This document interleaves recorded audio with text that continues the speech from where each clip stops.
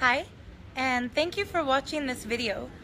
I'm making this to share something that I think has to come not only to the public attention, but also to the attention of anyone in India who still believes in the verse, "Guest is God."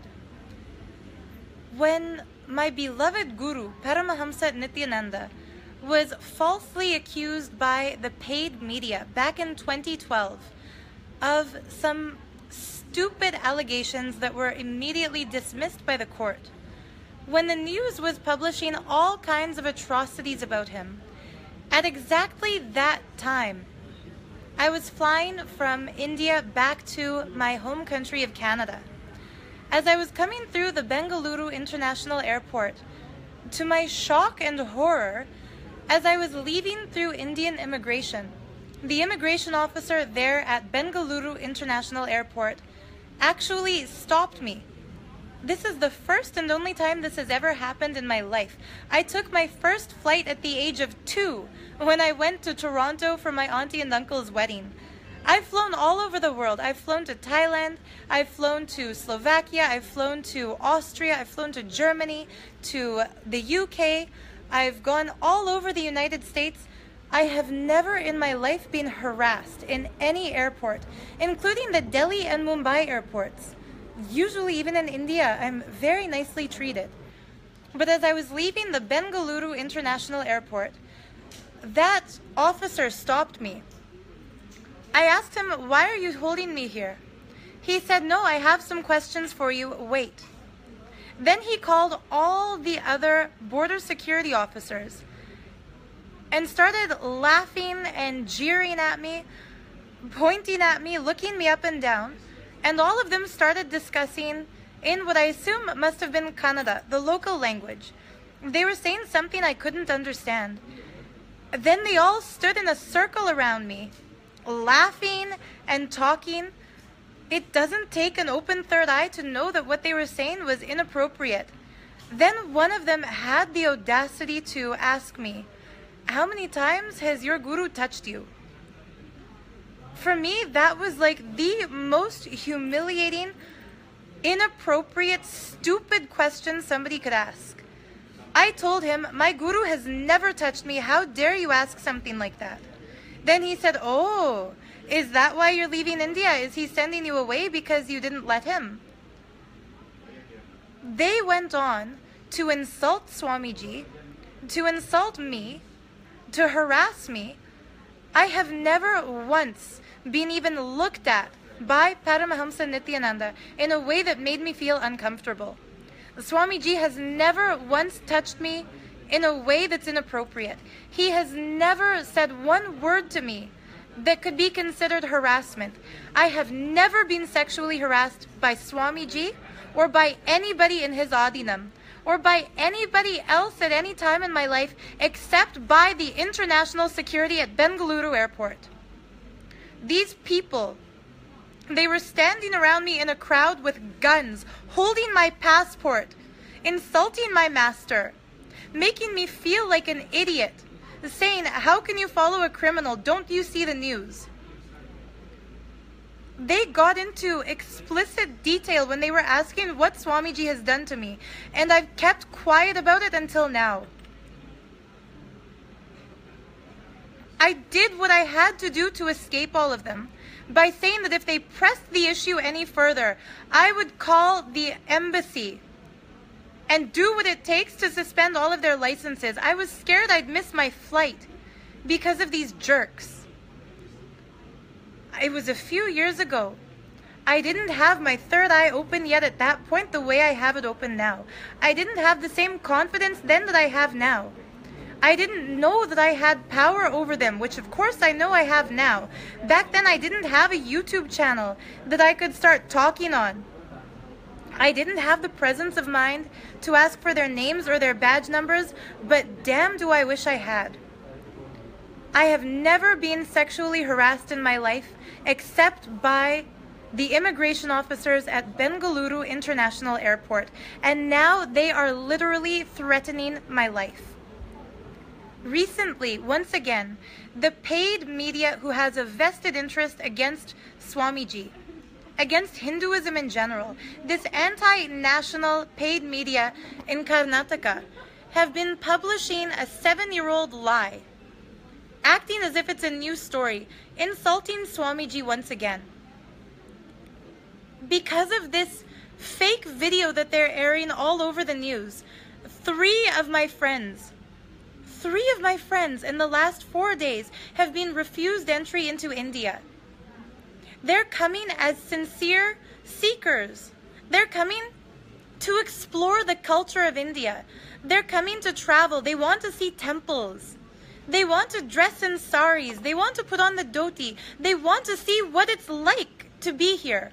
And they're refused entry into the country. Why? Because they're wearing malas that bear the picture of His Holiness Paramahamsa Sri Nityananda. One of them was even told, why don't you follow Sri Sri Ravi Shankar? If you were following him, we'd have no problem. But don't follow this crook Nityananda. We're not going to let his disciples into the country anymore. What gives them the authority to turn us away just because we recognize Swamiji as our guru? What right do they have to infringe on our personal choice, on our religious freedom? What gives them the right to persecute us?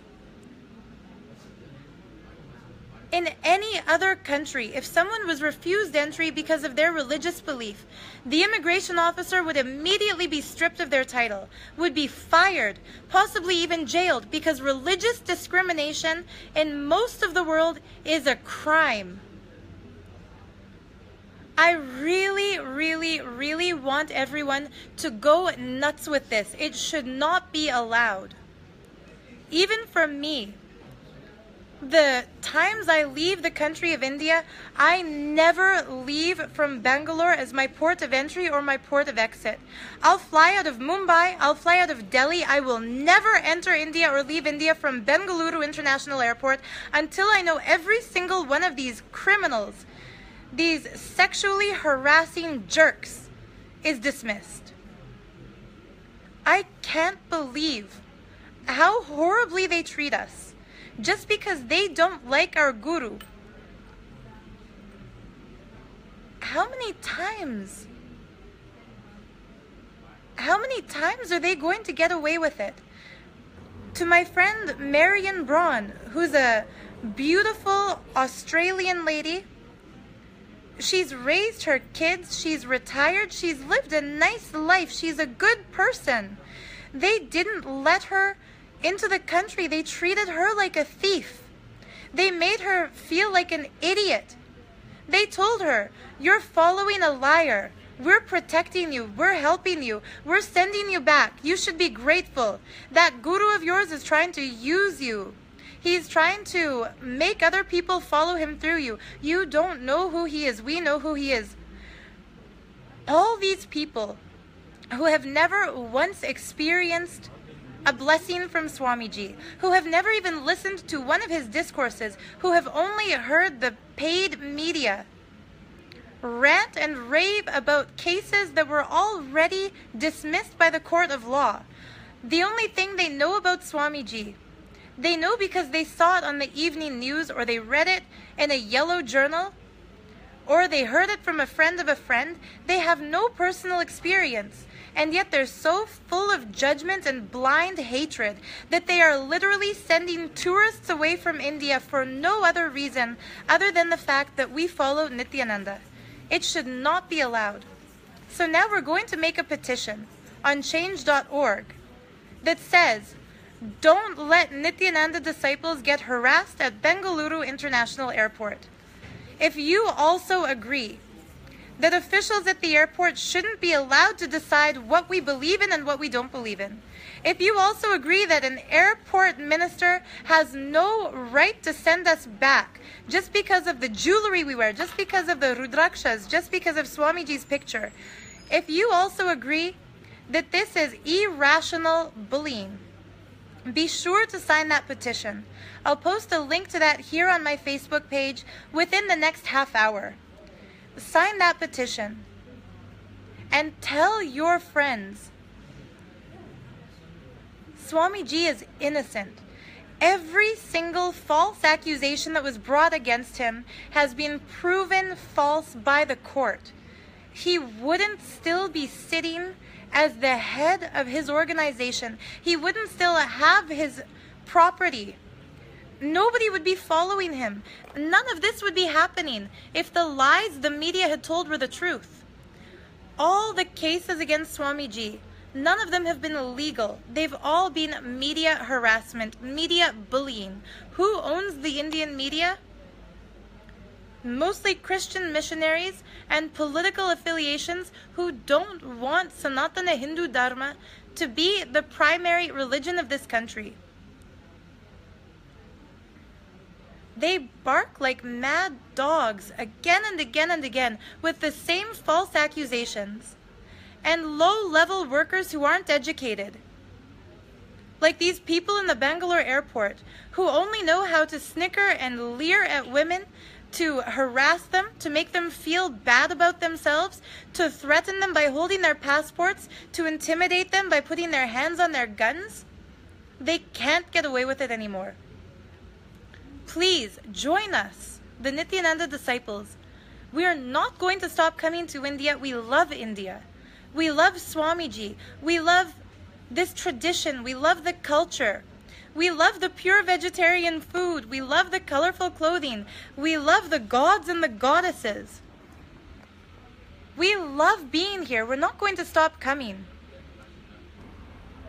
And nobody, no Rakshasa, no demon at the Bengaluru International Airport can stop us from entering this country when we want to. I know somewhere down there in the heart of India is the saying, guest is God. Did these people at the Bengaluru airport misread that? Does it say to them, guest is dog? Are they trying to send us out because of their spiritual dyslexia? Do they think that we're going to cause some kind of trouble? If so, they should know.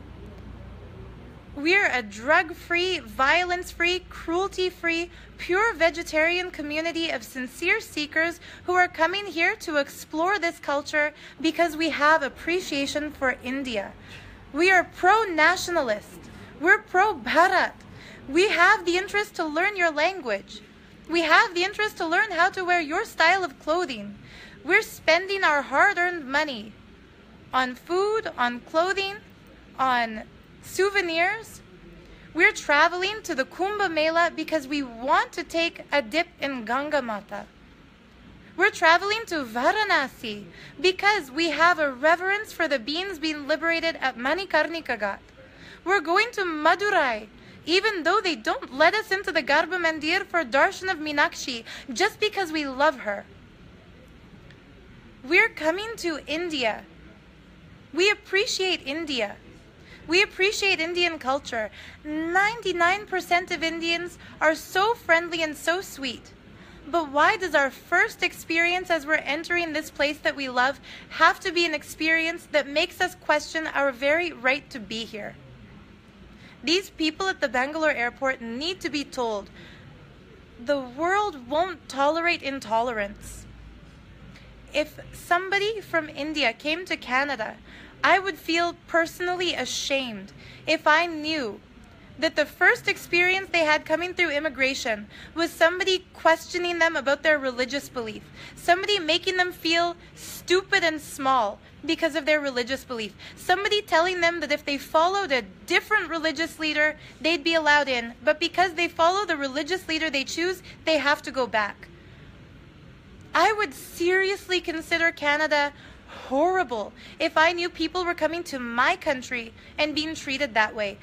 If you're seeing this and you're an Indian, how does it make you feel to know people representing you, the immigration officers at Bengaluru airport, are bullying us, sexually harassing us, intimidating us, calling into question our sanity, telling us that we're being manipulated, telling us that we're stupid, telling us that we don't know who we're following, but they do. Nobody knows Nityananda except for somebody who has experienced his programs. Nobody should be able to form an opinion about something and enforce that opinion on somebody else unless it comes from direct personal experience. If all that you know about someone is what you read in the newspaper or see on TV, seriously question your right to judge them. Nobody should persecute somebody because of their beliefs. Let's really put an end to this. Share this if you agree, and sign the petition.